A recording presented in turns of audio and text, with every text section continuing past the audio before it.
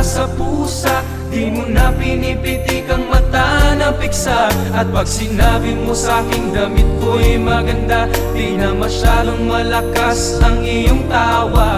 Di mo na ko pinasisingot ng paminta, di mo na nilalagyan ng langgam sa tenga. Hindi na kulay dugo ang aking paningin, dahil hindi na hinihiwa ng blade sa mata ang api at kirot na sinapit ko noon.